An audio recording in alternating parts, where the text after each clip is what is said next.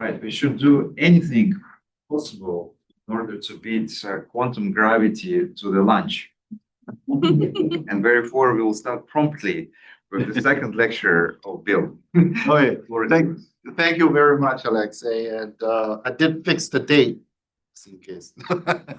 So everything has to be perfect. I know there are typos in there. Yeah, so thanks for coming back, and we'll do our best to beat the launch of the potential competitors. That's very important. Like yesterday, we went through the language of EP scattering, and also we went through the whole argument why the forward is a very confusing word in EIC.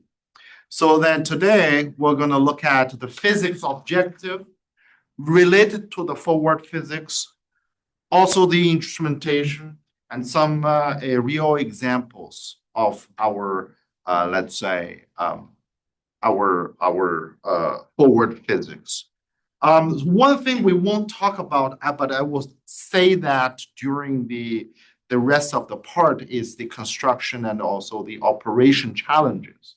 So I will kind of sprinkle those thoughts or those details into the rest of the talk, so that you kind of grow an intuitive idea of what's happening and why is it so complicated in certain aspect. And then we draw some final remarks, including the second detector. So we are in this part of the exponential learning curve. So there is a massive amount of information, pictures that you have to absorb. So let's address one of the questions. That was a very nice question during the discussion session. So the question is the following: is I recall during the lecture we talked about the EIC and also the Jefferson Lab experiment always involve a space-like virtual photon. So that was a statement that I made in my lecture. So then recall what is a space-like virtual photon is whatever that is, this propagator is induced by the incoming electron, scattered electron, then you have mediated a propagator. That force propagator, the virtual photon, always will have more more momentum than the energy. So then you compute this relationship. You will always find the Q squared, I hate to use that word, mass of the photon is always negative, right? So you subtract off, that's the Einstein equation. You have your energy squared minus momentum squared, you have a mass squared. I hate to use that terminology, but if that enhances your memory, so be it. Invariant mass. Invariant mass. Thank you. So then the question is that, would it be possible? Is there any possibility to see a time-like virtual photon in the EIC? That's a very good question.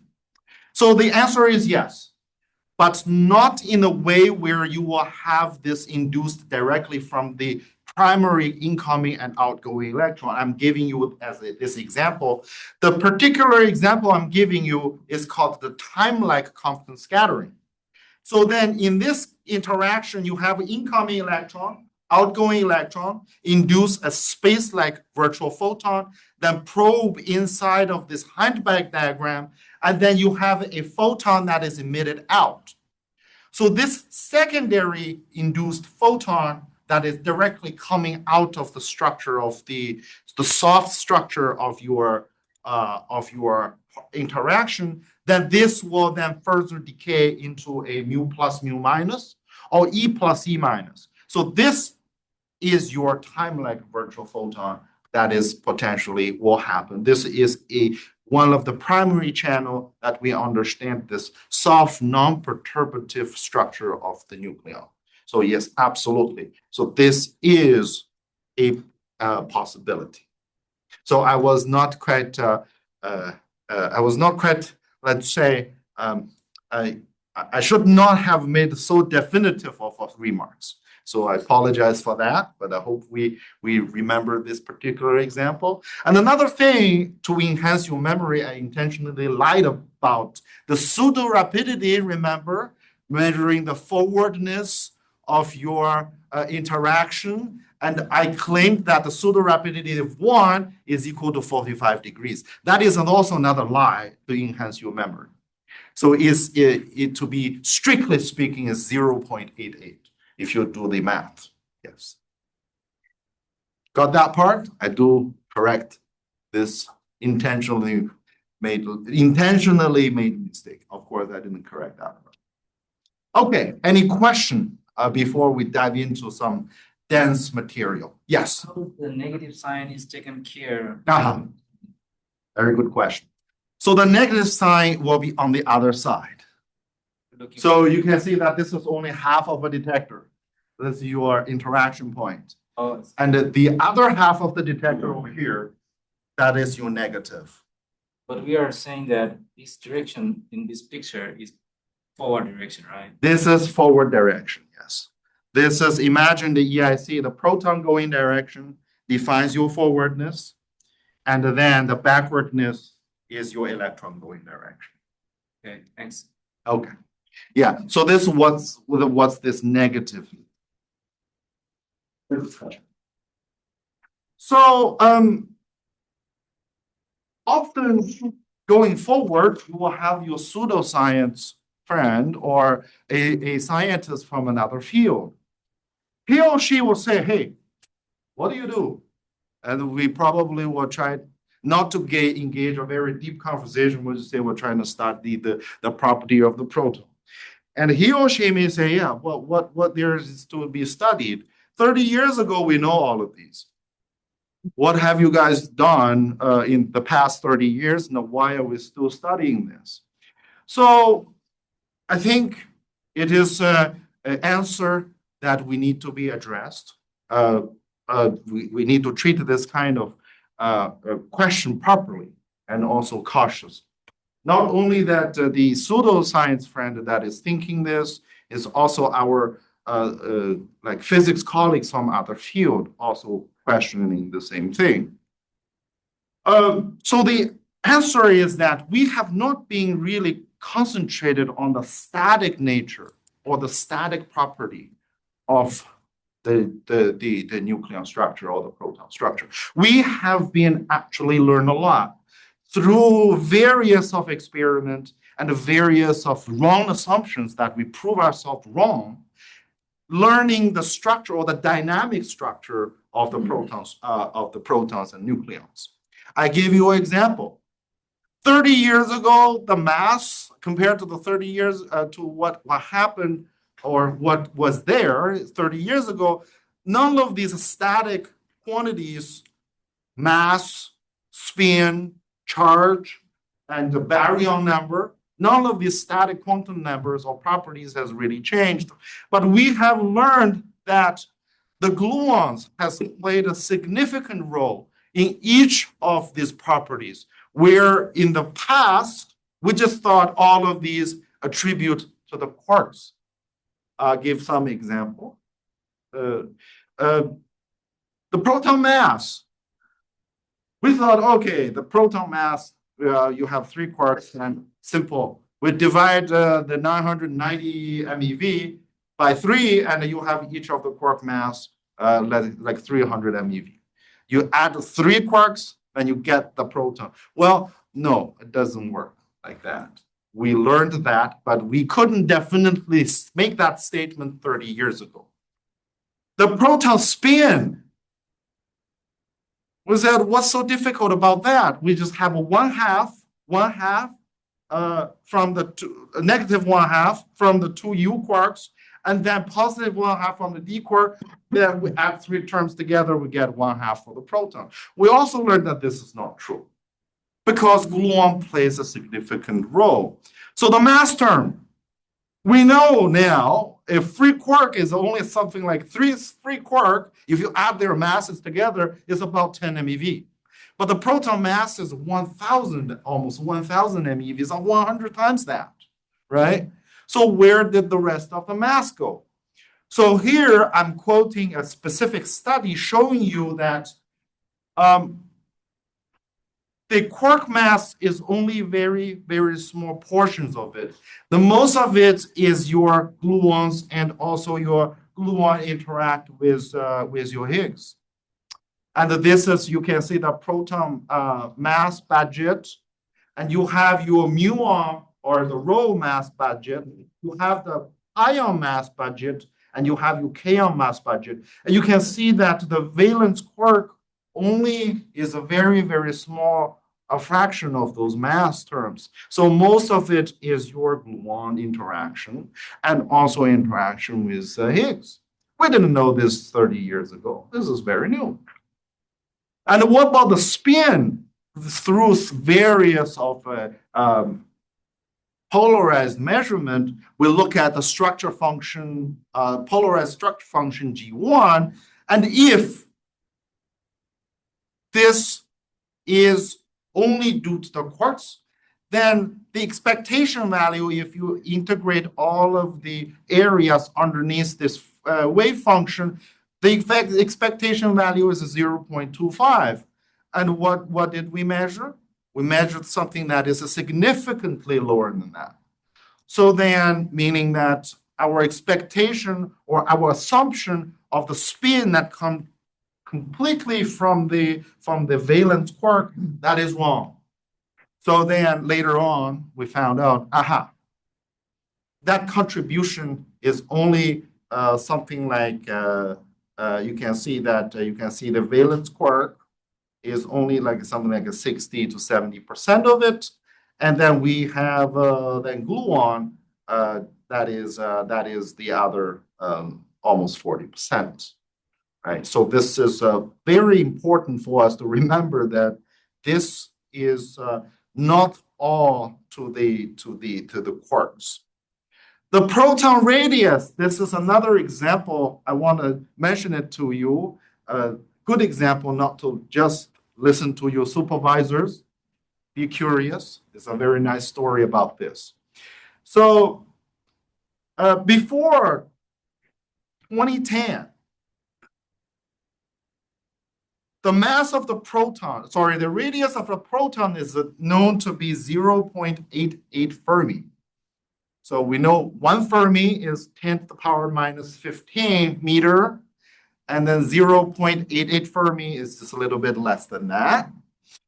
And then before 2010, you can see this data, 2006, it says that our proton radius is in this area. So then our spectroscope friend, doing whatever they wanted to do, had a setup to trap the muon from atmosphere. Then they do a spectroscope. And then they say, okay, so let's make sure that our equipment is working properly. So they devised this nice calibration run of their device, trapping the muon from atmosphere. We have atmospheric muons passing through us approximately 60 times a minute. There are lots of them. So then they said, let's make sure our device is working. So then they said, okay, so we know that this has to be the value, and we're going to tune our equipment to this band over here, plus minus 3 sigma. So then they said, okay, let's turn the machine on. They trap them, they slow down the muon with whatever device that they have, the lead sheets and stuff. Then they trap the muon, and then they form a muonic atom where this muon is circulate around the hydrogen atom. And then they do their experimental calculations. They said, oh, we don't see a signal. So then they said, okay, so what did we do? We're wrong. So they checked all their systems as everything is fine. So then last night of the experiment, the graduate students got together, said, "Oh, okay, this is the last night. Why don't we open up our threshold and we scan the whole thing?"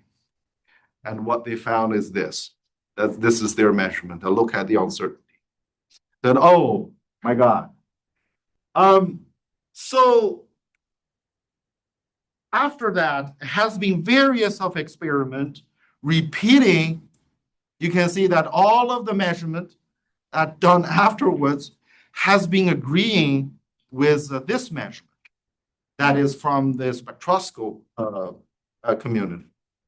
And the reason, the significance of this particular data that is before 2010 is that all of that is from EP scattering community. So all of that is from the electron-proton scattering experiment. And that this is the only one that come from spectroscope experiment.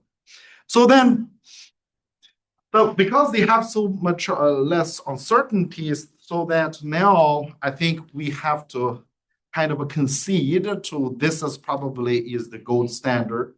And then we have to kind of look at our measurement and our method again. So then you can see this is the MINDS data, the latest one of the latest ones from MINDS, taken by Jan Bornauer and others. And this is the one that is at Jefferson Lab, which is PRAD. You can see that all of the EP data that has been taken, that has already kind of shifted towards the spectroscope measurement. Is that biased? I don't know. But the point I'm trying to make is that there is still something. This is unsettled dispute, not so much on the radius of the proton, but what are we missing? Why? How can we have, let's say, a EP scattering measurement measuring two different radiuses? What is happening?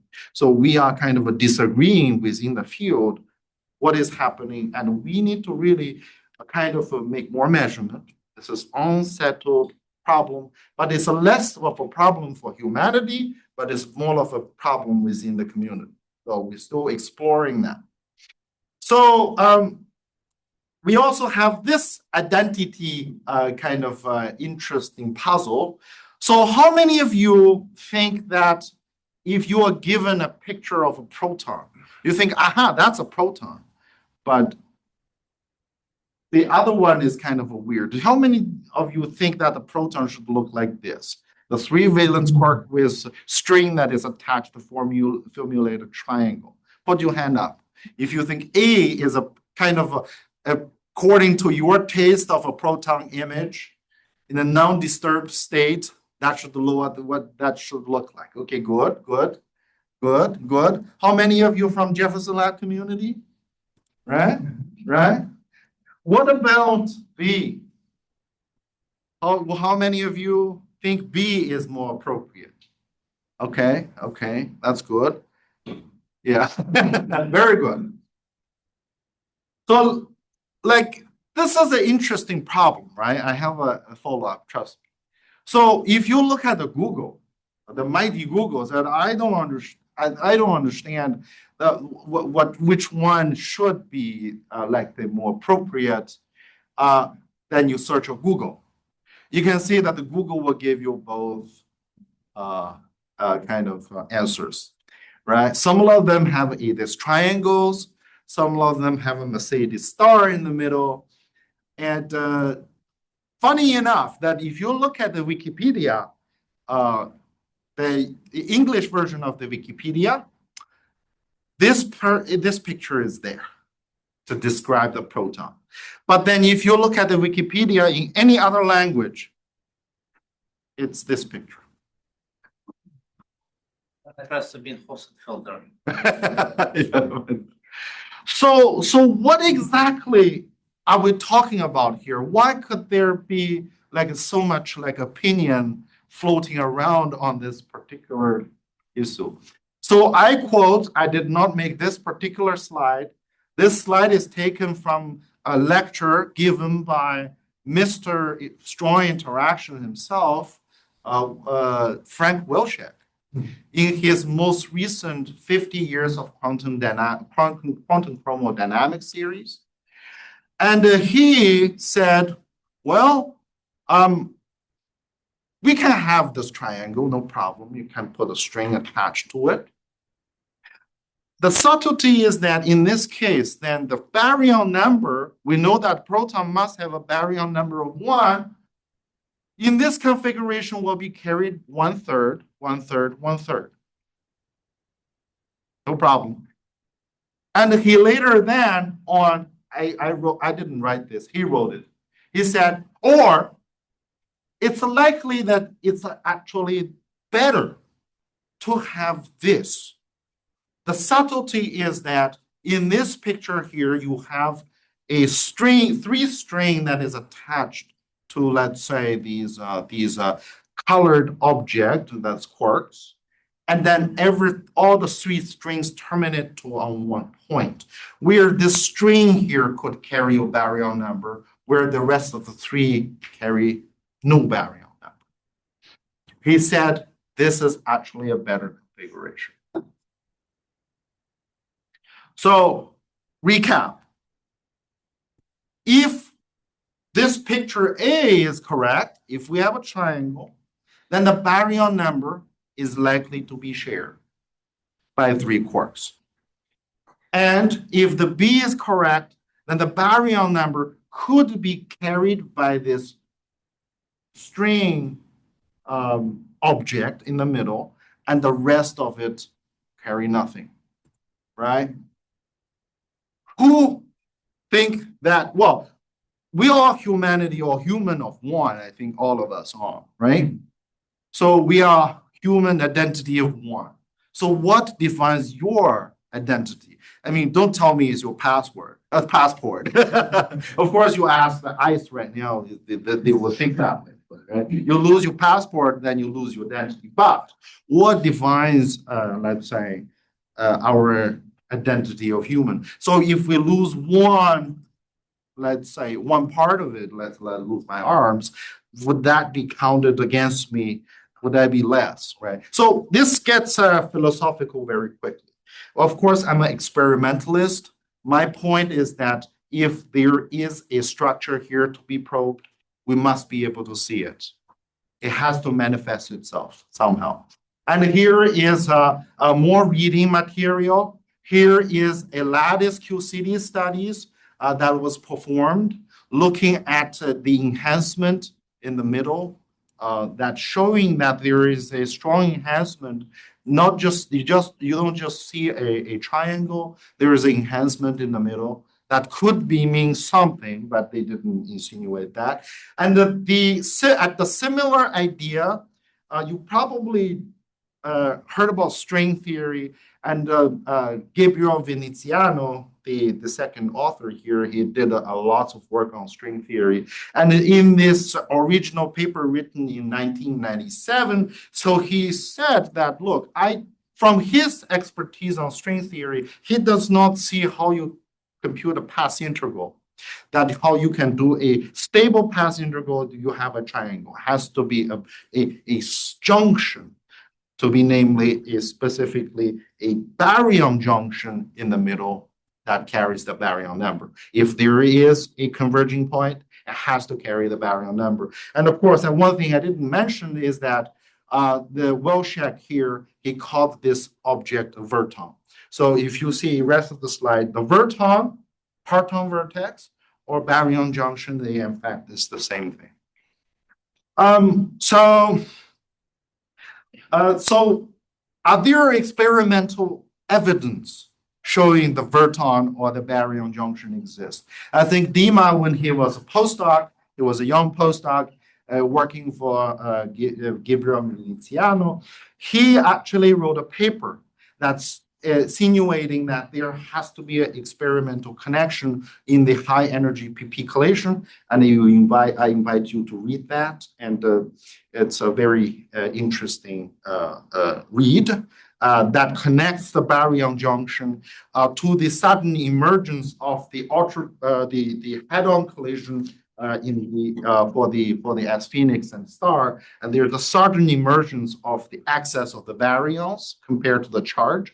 And then Dima and myself also that argued there has to happen at Jefferson Lab as well. So there's a paper showing you the mechanism how this will be transferred. I want to talk a little bit about that, but not in detail today. So the EIC science pillars, if you look at it, proton spin, it's still a center of our studies. The 3D imaging, many experts have mentioned that I'm not covering too much. Just remember the TMD, the GPDs, the DVCS, and the exclusive meso production, all of that helps us to do a 3D, the tomography of the proton. The mass and confinement is still very important for us to understand. It's an unsettled problem. The dense gluon matter, the gluon saturation, is still absolutely a very interesting subject. And also the hydronization in the nuclei. So if we talk about forward physics, then normally within the collaboration or the EPIC, then you're really talking about the exclusive meson production and also these diffractive and tagging kind of events that is characterized as a forward physics, which we'll see some of that as well. So one more thing that I want to mention is that you all went through Pythia tutorial the other day. Guess which model that Pythia have as a proton? Left or the right? No, it's actually this one. Right? Oh, is that what you meant? Yes, then you're correct. You're left, yes. Then that's correct. So Pythia have this in it. But what they don't have is the coupling between the, let's say, the virtual photon and also this. So that has not been measured yet, so they didn't put a coupling constant in there. But this is what's in the Pythia and it's assumed to be the proton structure. Okay. So we talked about it yesterday. We talked about the forward. We talked about the solar rapidity. We talked about the angles, and we talked about the interaction and also the 25 milliradian crossing. That's good. Yesterday we talked a lot about that. So now we don't have to talk about any of that in this lecture. So here, this is what the beam interaction region look like. You have your central detector. The beam line comes through like this for the electrons, like in this direction, right? And outgoing electron, and the proton beam come like this. So in this picture is kind of underlying correctly that you have your z-axis, and then your central detector is aligned with your electron beam line. Electron and the proton, if you want to imagine a kind of event, what it will look like, we always see these CERN events that is beautiful after collision, that is stuff everywhere. The EIC will look like this. So then the electron will collide with proton, and the proton, because it has higher momentum, it will going to boost and also has structure that will boost a lot of remnants after the interaction in the forward region over here. So EIC is a hermetic detector, almost 4 pi.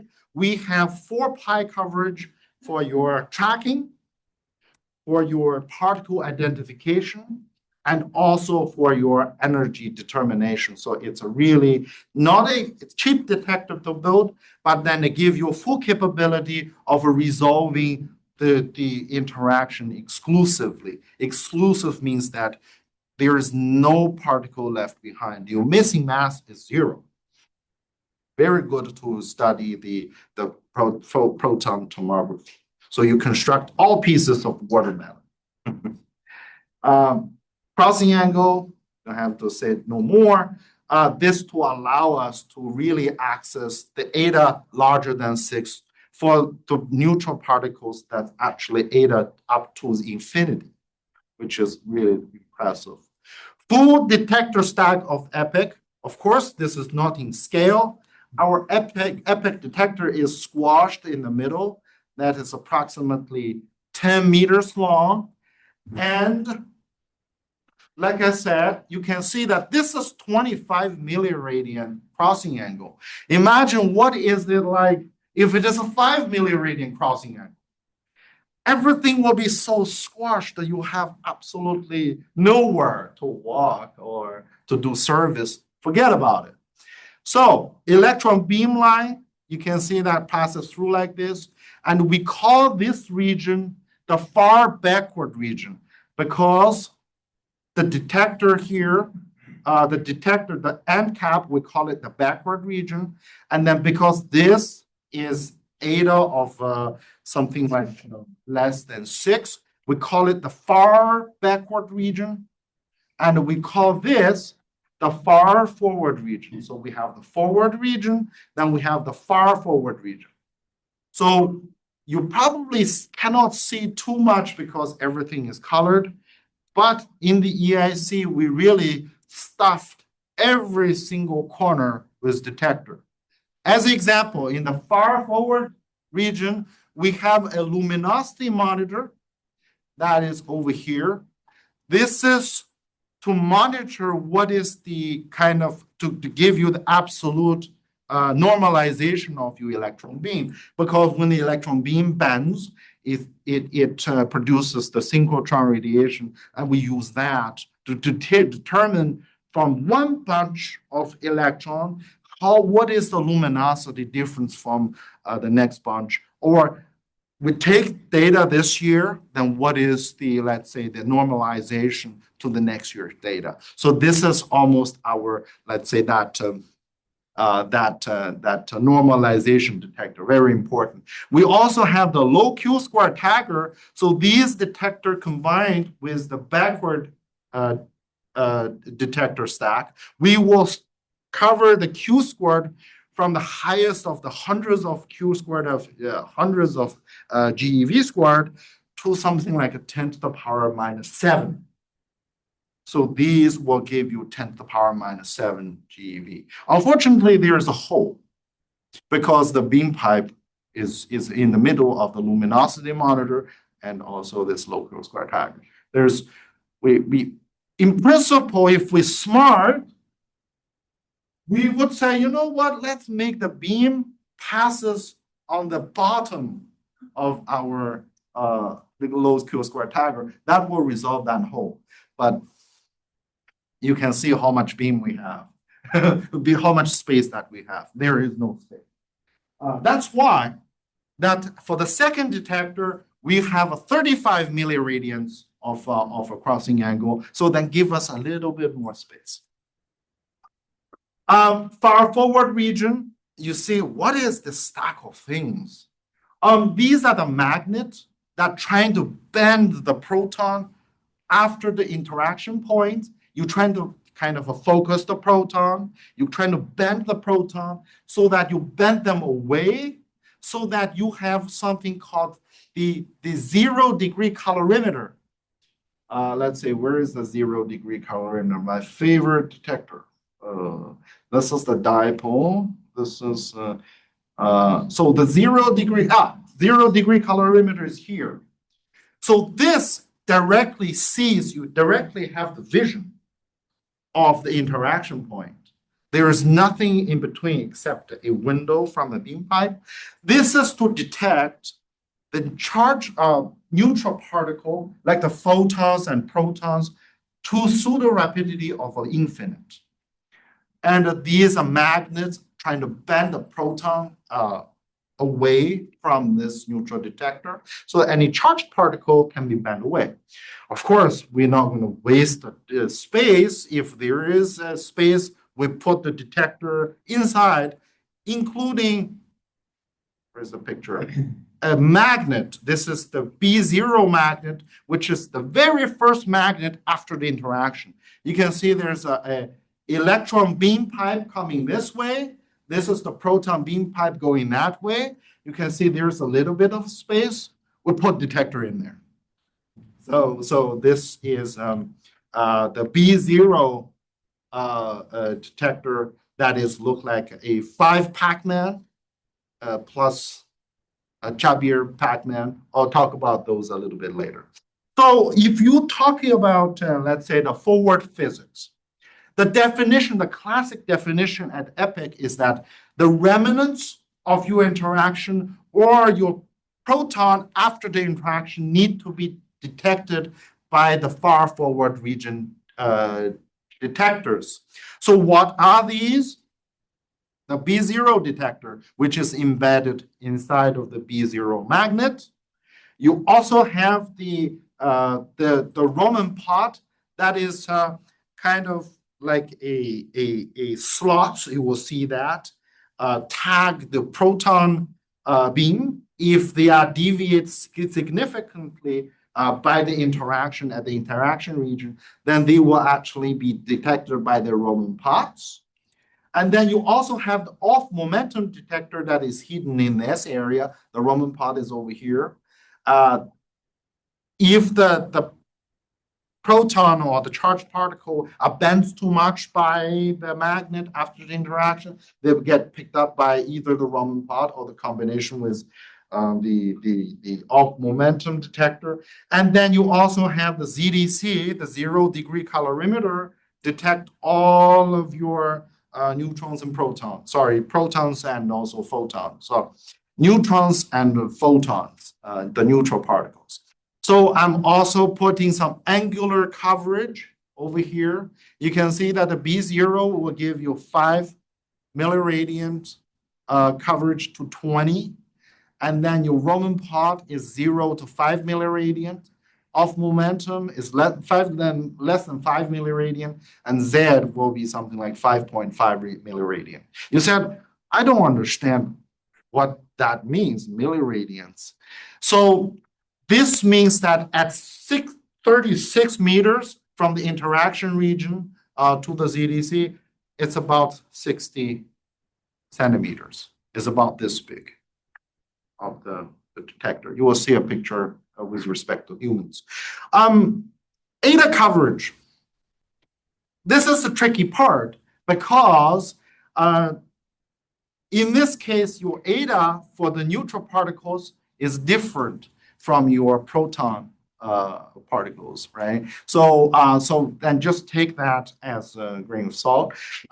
So we have the B0, we have 4 layers of trackers and a colorimeter. Then that coverage is something like 4.6 to 5.9. So we all learned about the pseudo rapidity, so I'm not worried that you won't find anywhere to see what it is. And then the Roman pot covers anything that is beyond 6, and then off momentum that's even larger, and also the ZDC covers up to infinite for the neutrons and photons. So Roman pots only detect the charged particles, same as off momentum, and the tracker will track all of the charged particles, and also the photon mainly will be picked up by the B0 colorimeter here. Are there any questions on this before we move forward? There will be lots of pictures of the instrumentation from this point. So just before we run into those pictures, then if you have a particle that is created somewhere here, let's say you have your favorite interaction happen, then they come in, they pass through, let's say, this B0 magnet. Then if the proton momentum is deviated from the beam momentum by approximately 30 to 50%, those will be bent away from the magnet, and those will be bent and hit the off momentum trackers or the off momentum detectors. Because the lower the momentum, that is easier to be bent, right? But then if your protons is around 50 to 60, retain 60 to 60% of the original momentum. And then those will be steered kind of towards the Roman pot, but it just barely misses the Roman pot. And the Roman pot is there to help out tag, let's say your beam moment, your particle momentum is something like a 10 to 20% of your away from your original beam momentum. 90% of the momentum. And then if your particle is neutral, then it doesn't get affected by any of the magnet that goes straight to the ZDC. So I hope that helps you to kind of understand a little better with this picture which particles will hit what at what kind of momentum. So of course, when I say proton here, I really means charged particle, because in the case where Alexei used the example of, let's say, your target fragmentation due to the target jets, well, I will talk about that. Those will be hit at variety of a different detector stack depending on the individual momentum. Yeah, okay.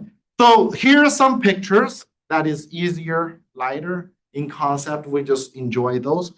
This is the kind of the relative aspect with respect to the human, and you can see that how kind of a space that we have. This is the B0 magnet, which is located just outside of your detector here. It's right here. And we then have the two beam pipes, the Pac-Man shaped volume that we have to stack our detector inside. And you probably will say, hey, how do we actually install this detector? The whole thing is enclosed. It's really complicated. So the idea here is that you will have this complicated railing system. And then you imagine that you are the, like, you could be, right? That's no joke, right? You could be one of these people that says, hey, detector is dead. Can you go and swap out a module 2 on your calorimeter? So what happened is that you stop the beam, you roll the detector away completely, you take off the beam line, and you roll this thing, this whole stack, out of your detector stack, and then you work on it. And then you insert it back, then you bring the whole main detector in, and that's how you actually service this. So when something is broke in the EIC, it's similar to LHC. You don't touch it. We just say we're masked. There's no way we can do this, right? I mean, it's not like Jeff from the lab is, hey, can we have a controlled access? Like, yeah. So here are 4 layers of tracker to help us keep track of the beam momentum. Each of these have individual tiles as what we call the AC LGAT detector. I will talk about that. AC LGAT trackers. And then the last part is not lead tungstate crystal, is a LISO calorimeter, which is a very, very good in resolution, 6 to 7% constant current. Why do we need an electromagnetic calorimeter here, you may ask? So you remember that we talked about the pi zero production in the backward angle. I will show you an example of this. This is exactly why that has to be there to detect those decayed photons. So we will see an example of that a little later. So the AC LGAT solutions, it's the latest and the best developed by BNL, I think, in conjunction with the Hamamatsu Photonics. So the full name of the AC LGAT stands for ACL. So then it's called the low gain avalanche detector. It's basically a very fancy photodiode that it can also have the avalanche effect. So then what happened is that this photodiode, you normally only measures on and off. Photodiode, if you buy one normally, right? If you have light, the photodiode says, yes, there is a light. But then these avalanche photodiodes are actually quite advanced because the signal of it will give you the string that will be correlated to the signal of your incoming photon. Very nice. Latest technology, low material budget. Most importantly, it has a very fast timing. So in the detector science or the detector stack, normally the trackers are the last the most accurate equipment, but normally it takes the longest to respond. So normally, right? So if you send out a query, it says, hey, I have a trigger, I have an event coming in. The fastest the detector to respond within hundreds of nanoseconds or even less, normally it's our time of flight. It's the scintillator. That is very fast. And the tracker normally is your last detector say, hey, I'm ready, here's the data. So in this technology, this is very fast in response. It's a very it's in a highly prototype stage. And here I'm showing you guys an example of the most recent development. The pitch size can be 500 micron by 500 micron. So you can see they are highly pixelated as well. And don't be mistaken that thinking that this will be actually the same size of this. In fact, many, many, many squares of this construct one square of that. Yeah, so that's how what you actually have.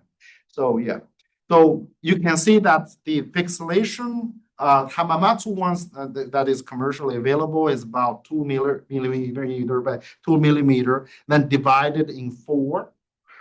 And then the sensor performance, these are 20 picoseconds, very fast, with a 20 micrometer of a spatial resolution. So very, very fancy. So both off momentum tracker and also the Raman pod use the same technology.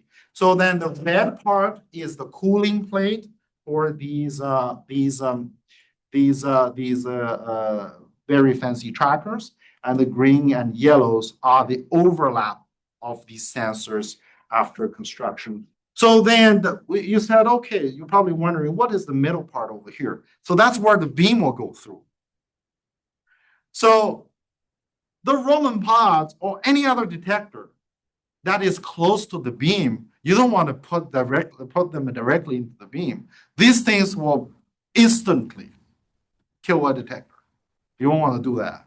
You have a millisecond for them to respond, and then they will be dead forever. So you definitely want to have enough space so that you let the beam passes.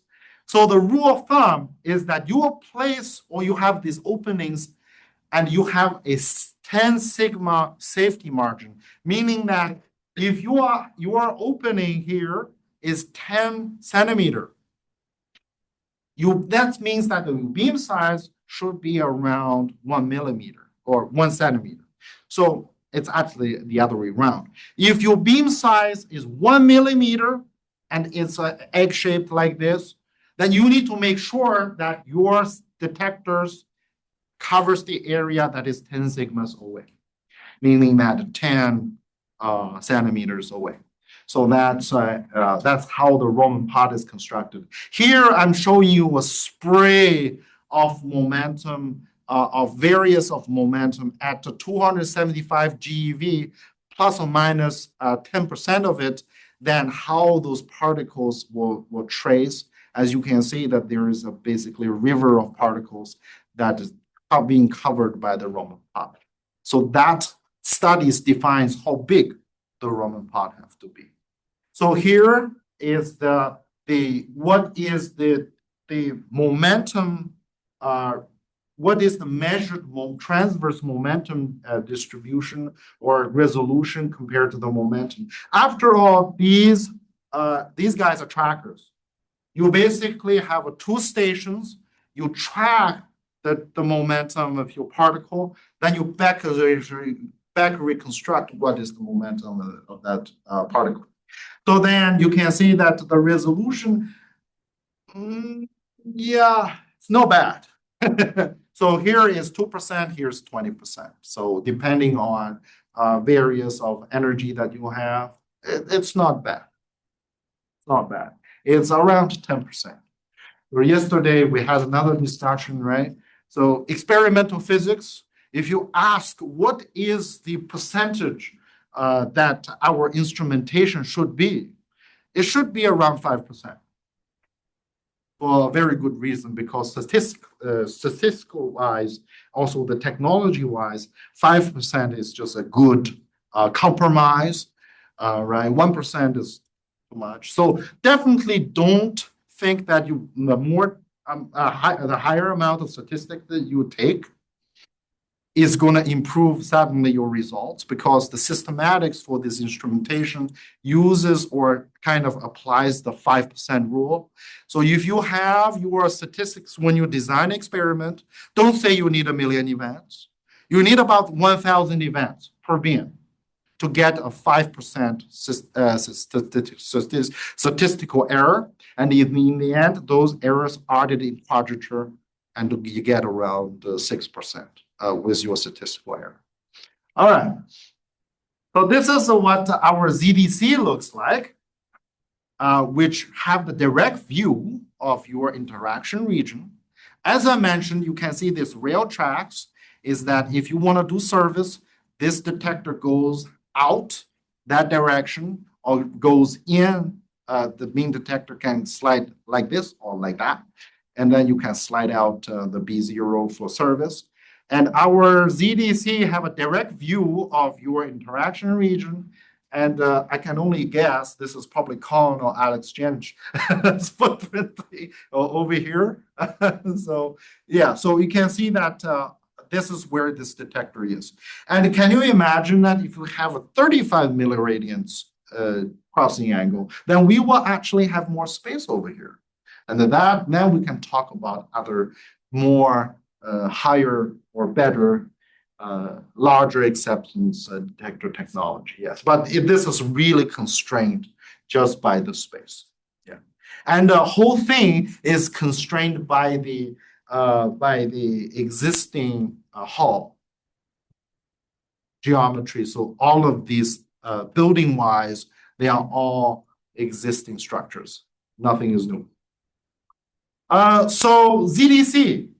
The construction of it or the structure of it, it has a photon layer, and it has a kind of a sampling layer with the lead layers with some like this basically iron blocks absorbers with these scintillator tiles. So then if you have a photon coming in, like we are interested in the forward going pi zeros, and then pi zero decay into 2 photons. When the whole photon comes in, it will mainly interact or being stopped by these first layers of LISO, have around 6 to 7% of the energy resolution. And then the rest of the part, if it is a neutron, then it won't interact with kind of the first layers of LISO unless it's multiple scattering, and then it deposits the energy in this imaging layer. So after that, then you collect the information from all of these hexagon scintillator layers, and you add them up kind of a layer by layers and layers of layers. You see, okay, how much energy did this neutron deposit in my detector? Then that's how you actually backwards reconstruct the kind of the exclusivity of your measurement. One more detail is that recently it has been changed. These hexagon-shaped tiles has been changed into squares. So because of the complication of the manufacturing and also the synergistic parts sharing and knowledge sharing with other detectors, so we have to do what's simple and what saves money. So yeah, this has been changed into squares. So don't be too disappointed with ZDC if eventually you see the squares instead of the hexagons. Their official logo is in hexagons. I don't know what they're going to do. So yesterday we also talked about there is a hole in the Q-square coverage. And I see some of you guys look disappointed, says, oh no, we have $3 billion detector, then we have a hole in the acceptance in Q-squared where it's just the quasi-real photon and real photon could mingle. Yes, unfortunately, there is a problem because of the space, which we elaborated later. So by the way, this is the far backward region. So the main purpose of it, of course, is to tag the electron with the help of the main detector. Then you kind of can get the full Q-square coverage to the ultra low Q-square. And this is the pole that we are talking about. As you can see that this is the log X. I think this is, in fact, this is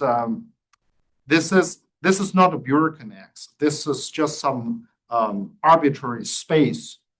And then this is the coverage as a log Q squared. As you can see that there is a hole between 0.8 at this particular electron beam energy and the 0.01. This is exactly the interfacing between the quasi-real and the real photon and the virtual photon intermingle point. So it's a kind of a very disappointing, yeah. So the structure or the construct of the Q-square tagger is that we have a two tagging station like this. Then each has 4 layers of time fixed detector. Pitch of it is 55 micrometer, very similar to the ACL GAD. And the lead constant power and the scintillator fiber embedded colorimeter, that is what we have over here. So that resolution is slightly worse than the LISO, but it can handle very high rate. So per pixel, we're expecting 70K hertz. That is a lot for a detector. So it has to be robust.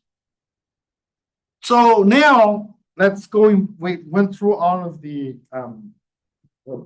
instrumentation, and I think I can have a little better understanding on. We really have the best and all the latest technology. So what we are trying to do here with EIC is that we trying to basically take a snapshot of proton image in this, I think, this phase space of X and Q squared. We have Jefferson Lab that at the lower X and the lower Q squared than us. We have CERN at ultra high Q squared and ultra low X on top of us. Then our mission is to really construct or take the good picture of a proton structure so that great theorists like Pavel and also Alexei and Fred, they could sit down and use their theory to chain all of the information together. The conveying message here is that not everything is higher the better, right? It's not like we have to have the highest energy. That should not be a competing, let's say, parameter. So we should do what we do and do a good job taking the proton image and then feed that to the grid theorists and then give us an evolution picture of a proton structure because it is a dynamic structure instead of a static structure. And this is the phase space, actually what's being covered by the EIC. Here, I just want to show you that this is Jefferson Lab coverage in terms of Q squared and Brook X. This is the EIC coverage. And you can see there is a gap in the middle, which hopefully will be covered by the future Electron-Ion Collider by China, so EICC project. So now I get to talk a little bit of my expertise. Yesterday, we talked about the forward and the backward meson production. Of course, recall our forward and backward scattering from the Rutherford. So at Jefferson Lab, the forward pion production is very easy to understand because it's a fixed target experiment. You have an electron coming in and then interact with your liquid hydrogen target, which is a proton, and then a pi zero flies out, and then you have that electron scattered in the other direction. Two spectrometer, you detect 2 different particles, then From this, you get basically a distribution like this. If you look at the d sigma dt, Lorentz invariant differential cross section, and then you get the kind of a help to understand the 3D structure or 3D image of your parton distribution or quark distribution within the nucleon.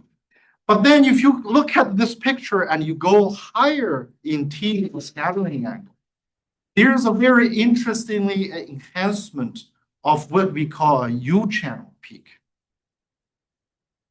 And how exactly is different? I have a typo over here. It's exactly the same process. I have a typo here. This is really should be a proton. You have an electron coming in, interact with your liquid hydrogen target. You have an electron going this way, and you have a proton going this way, and you have a pi zero going on the back. So this is what I mean by the backward emission of pi zero. And this corresponds to this backward enhancement peak. So it's very interesting that this cross-section does not stay flat.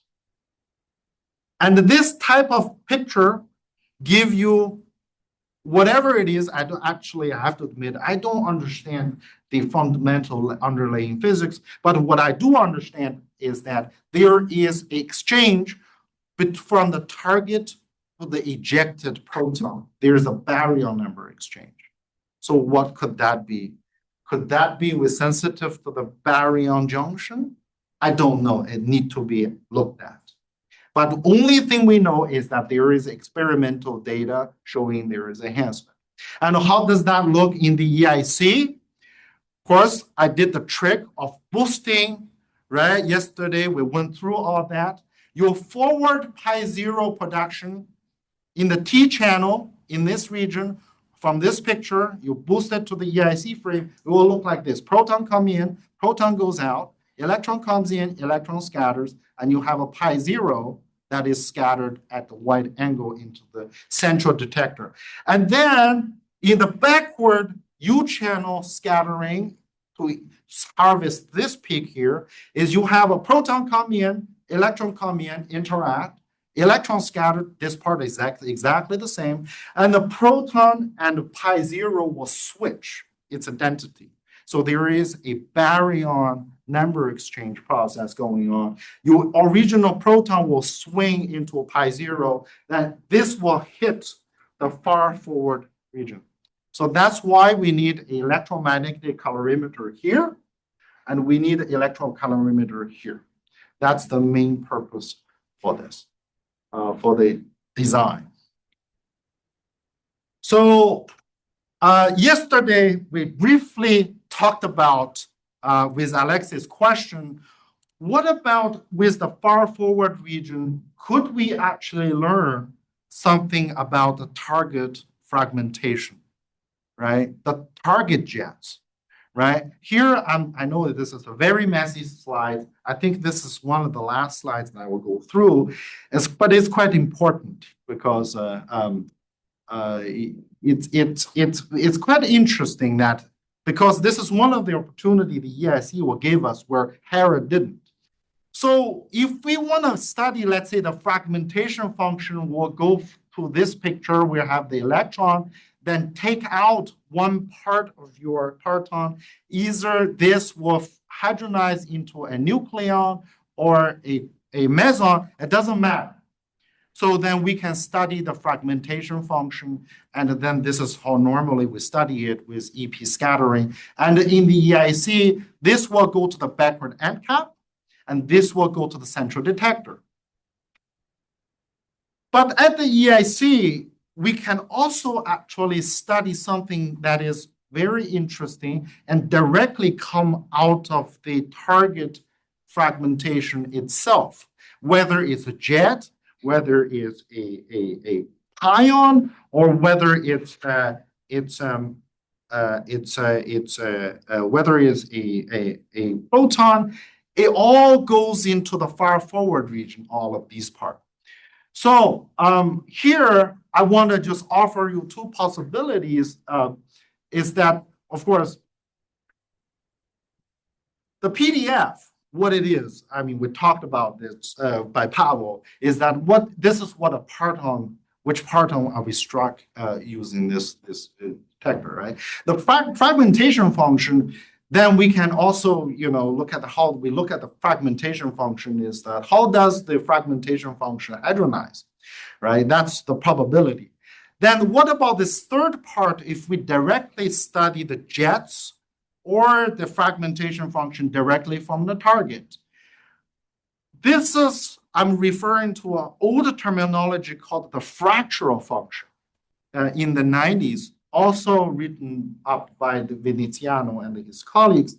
This really defines how a parton is struck while a spectator remnants produce a tagged baryon. So this is very, very interesting. And we now actually have the tools in the far forward region with all of these fancy detector stack, and thanks to the 25 milliradians to really open a facility to study this very extensively. There is a misconception that mixing the fragmentation function studies and with the fractional function studies. And the misconception is that the George Sturman and Werner Fuglsang and Daniel de Florian has already discovered or described all of these 30 years ago. Well, this is not true. This is only true for case number 1, which the fragmentation function dictates how these are hydronized. But if these parts, these jets parts are coming from the target itself, George, I quote himself, is that his study actually stopped there because there's no data. He actually is very excited, as you are, waiting for this data coming out of EIC to look at or to carry on his leftover studies.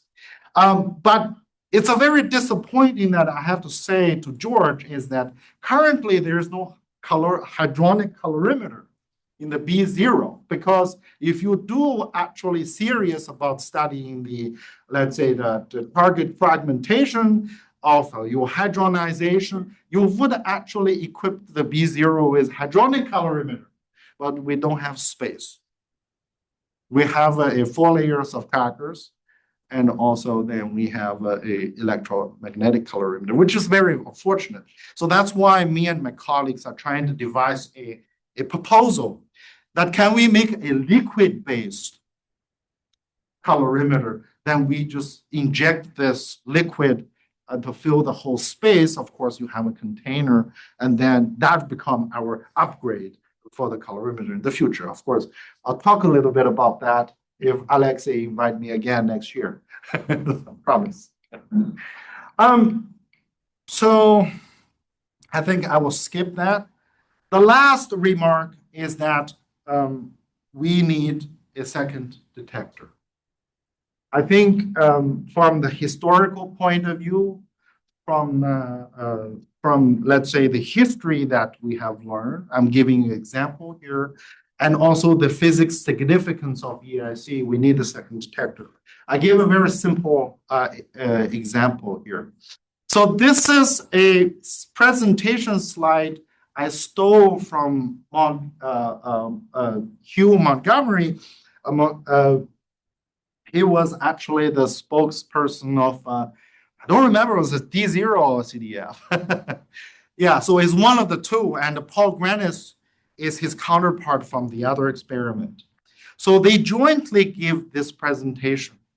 And the story is that in 2011, the CDF from the Digest event, they have found a new particle with mass of 144 GeV.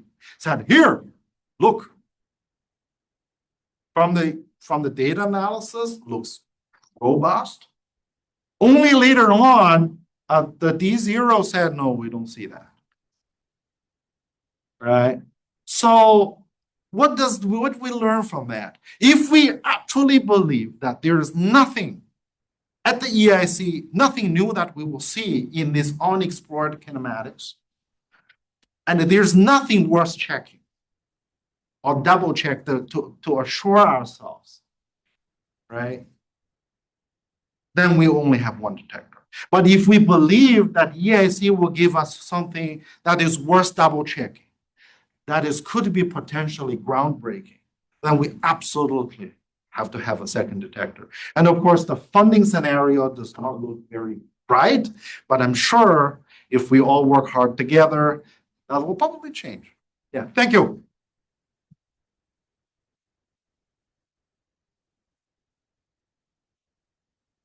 Bill, I think they're picking them, questions. Them meaning the workshop there.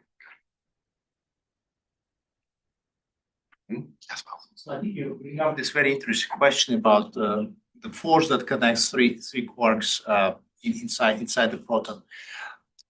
I was just curious. So in graph theory, there is this very famous result called the delta Y equivalence, telling you that any graph that has a delta-like connection can be expressed as a Y-like connection, and so it's just a mathematical equivalence. So which means that is it possible that something like this happens here? You can use the delta picture or Y picture, but it's really That's actually a very good point. We actually had a Blackboard presentation happened right here in this room. So I know kind of I'm an experimentalist. I don't know the detail. Of course, it got wiped. So the argument is that if we compare the delta and also the Y, from the graphic theory point of view, from that expert he actually works at here at the Simon Center, we're really comparing a line and versus a Y instead of a delta, because there is no, like nothing is like a delta. It's actually a line, a straightforward line versus delta. So I haven't seen any person that says, look, this is actually a delta and it can be reconstructed into a Y. But I have seen the delta being kind of broken into apart from the graphic theory point of view into a line. Yeah, so that's basically what it was. A very interesting talk, but I didn't understand more than that. Yes. For the proton radius measurements, Muse measurement was like in between the two regions. So the Muse measurement, we got to be very careful because they, technically speaking, have not unblinded their results. So you can see that the Muse measurements is only the projection here, and they don't want to be saying, hey, we think our measurement is projections over here. They don't want to do that. I think it's rightfully so that don't do that. And they go, we actually want to be over here. I think they're strategically saying that this is our prediction.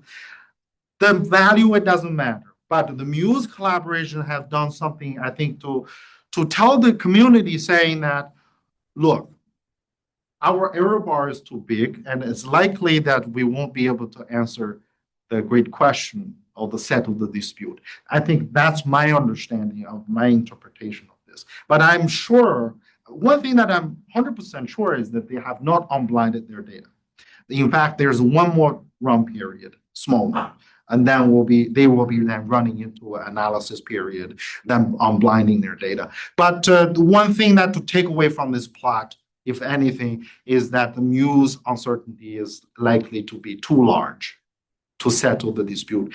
Not due to the radiative corrections, but this is due to the pion, the uncertainty of the pion beam and also the muon contamination, etc. Let me mention that Klong was the first postdoc of CFNS, and Bill was a postdoc here at CFNS, organizing the school for many years. So at 1 p.m., we'll have Paige Pandey who will tell us a few minutes about the history of this very center. So we have to be here at 1. You have another? Okay. Yeah, so we'll have a little shorter lunch, but please be back at 1 for Abe. And the New York printouts up there if you want to look at there. And if you plan to do laundry over the weekend, grab a Tide Pod. So we'll see you in just over an hour. So Let's thank you. thank Bill for his lectures.